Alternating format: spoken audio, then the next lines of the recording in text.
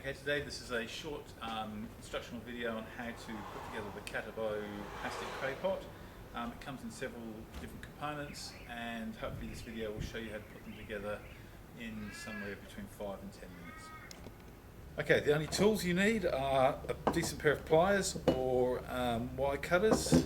The actual components are 3 escape gaps, aluminium escape gaps, 1 gate, 2 lids, 4 cable ties to hold the lids down, the oil well holder, the clips for holding the escape gaps, and the top and the base. Of course, the C-line excluder.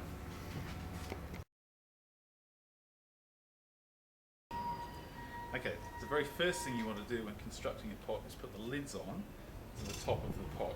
And to do that, you have to make sure that you use these cable ties which go around through this hole and around the hinge on both sides so that you can't lose the lid.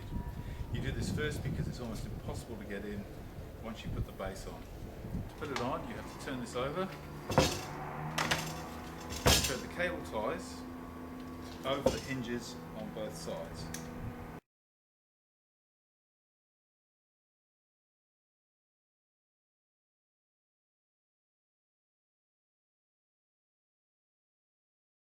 Put the cable ties over the hinges, you can turn it over and you can thread the cable ties through the holes that are provided in the lids.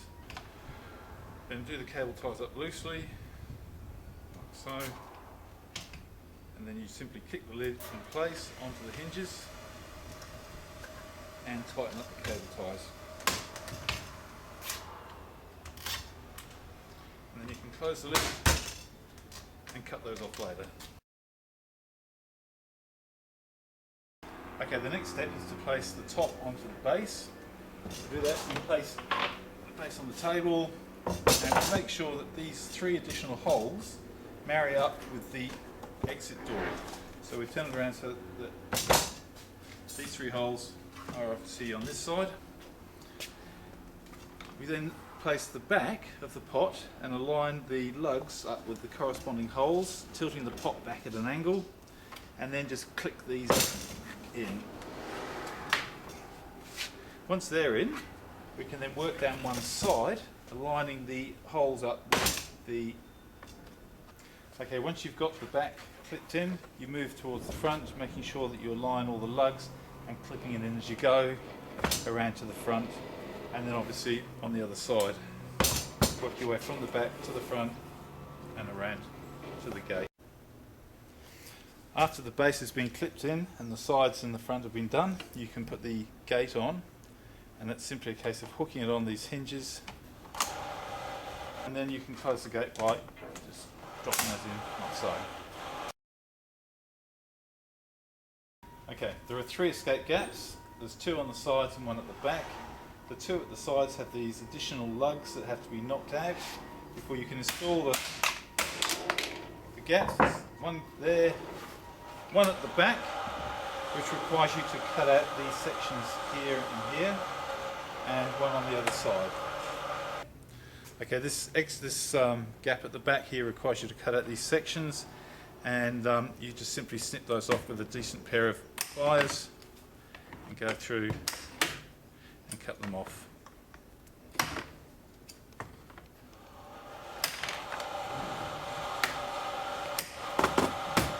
You can actually use a hacksaw or any number of other different options, but essentially you've got a hole like that. You can now insert the escape gap. Just simply align the escape gap up with the holes. Okay, these studs, nylon studs, go through the holes and they simply pin the escape gap in the right spot. Just go around, punching them in until the gap has been secured. You are provided with additional clips in case you lose any or find them difficult to go in.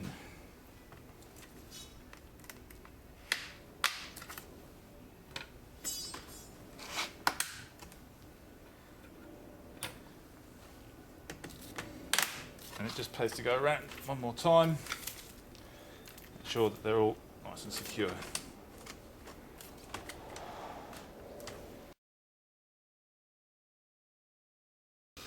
Okay, this is a seal excluder which you may want to install if you're in an area where fisheries requires it, and this is also a scent oil well.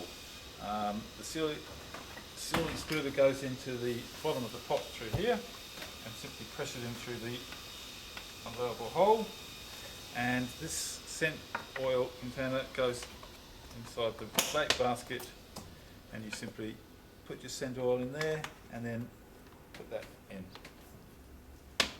This is basically the finished pot. You will need to put some ballast in. We suggest an 8 kilo fish plate, which you put at the front of the pot from where the ropes come, just to keep this from moving around. And we suggest you use heavy duty cable ties, which you put through the holes in the ballast and around the sections of the base, so it's firmly secured. And when you put those in, you make sure they're nice and tight so they don't move around. Okay, this is basically the finished pot. You've got your ballast in there at the front of the pot. All you really need to do now is put the ropes on, and we put the bridle typically through here, just a clove hitch and then a half hitch, making sure it's nice and tight, and giving it a good tug to make sure that it's secure.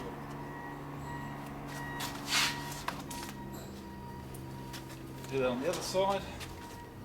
And of course, if you need any ropes or any other gear, you should come to CRACKPOTS, because we have it all here. And that is your finished pot. Okay, hopefully you've completed your pot and it looks like this, or very close to this. If you had any problems and you don't know what to do, have a look at the information below, and I'm sure we can help you if you need any assistance.